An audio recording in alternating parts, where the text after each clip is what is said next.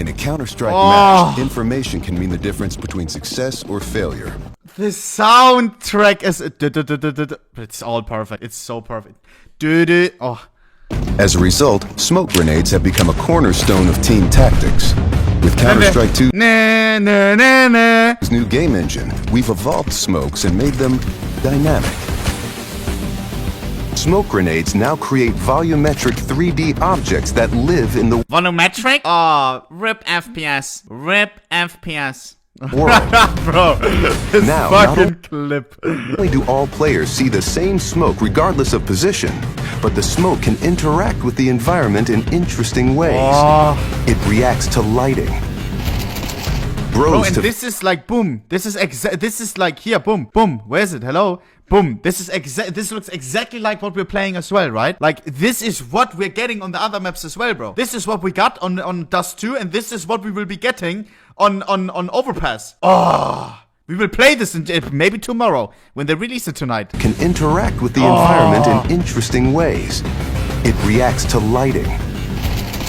Grows to fill spaces naturally.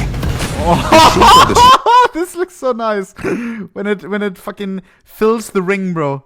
Naturally. The shape of the smoke cloud can be pushed and carved by bullets and grenades.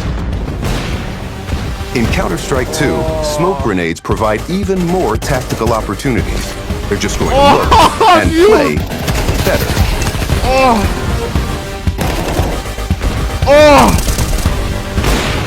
Bro, I wanna play. Boom.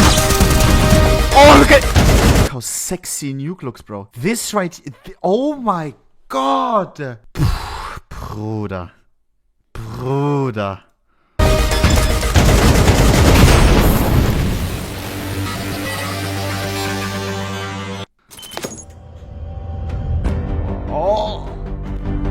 With over 20 years of history, maps are a fundamental pillar of Counter-Strike. Bro, you don't know what this does something to. Is it only me? The soundtrack, the voice, it just reminds me of all the fucking that evening of the weeks of waiting rooms, the calls that we had, Arrow and I sitting here, everybody, you guys waiting, us waiting, the database updates, and then it finally happened.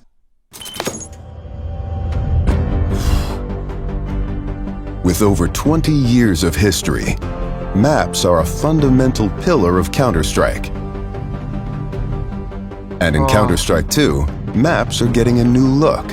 But don't worry, you can still bring along your countless hours honing strategies and exploiting every corner and crevice. We took 3 approaches to improving maps while retaining their rich legacy. First, there are touchstone maps. Classic maps with solid foundations that players can use to evaluate. Can't see this fucking map anymore, bro. Fucking Dust 2, bro. Give me something else! Can use to evaluate gameplay changes from CS. Oh, look at Mirage. Look at Mirage. Why is it so green, though? From CSGO to Counter-Strike 2. These have improvements to lighting and character read, but otherwise haven't been changed. Next, we have upgrades. These are maps that use new Source 2 lighting, including a physically based rendering system that produces realistic materials, lighting, and reflections. And finally, overhauls. The oldest maps have been fully rebuilt from the ground up, leveraging all of the Source 2 tools and rendering features. These tools will be available for community map makers to make it easier to build, experiment, and iterate. With upgrades to lighting, player read, and materials in Counter-Strike 2, even the familiar will feel brand new.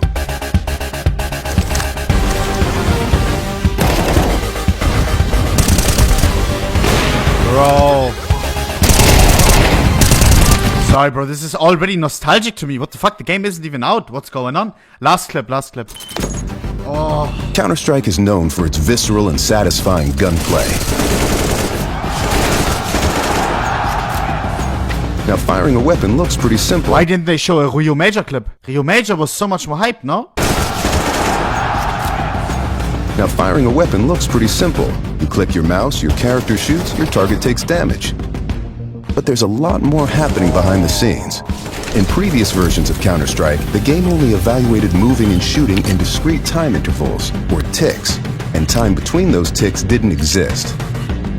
For the most part, the experience was seamless, but sometimes those milliseconds between click and tick could be the difference between landing or missing your shot. That's why with Counter-Strike 2, we're introducing sub-tick updates. Now the tick rate... These people still are unsure about, right? Like what? Loba always saying, oh, you really thought it wasn't 64 tick. Does it matter if it's still 64 tick? If it is improved? If it feels better? If it is better, then it, can't a 64 tick be better than the 128 tick? If they change something, I don't know. Like they wouldn't glaze it so much, or like they wouldn't have to do this, you know? Bro, cs2 is already like hype enough. The maps, it looks all completely different. Like this would just make the community angry if it would be the same, you know? They're aware. No longer matters for moving. I would say at least, I don't know, like there has to be an improvement in shooting, so the server will know the exact moment you fired your shot, jumped your jump, or peeked your peek, and the server will calculate your precise actions between ticks. So what you see is what you get. And they not wanna, wasn't there as well the argumentation that 128 tick as well is a lot more taxing to run? We already have now crazy graphics, volumetric smokes, RIM FPS, you know? And then plus 128 tick, maybe they try to find a way to not have that taxing thingy, but still make it better, you know? I don't know.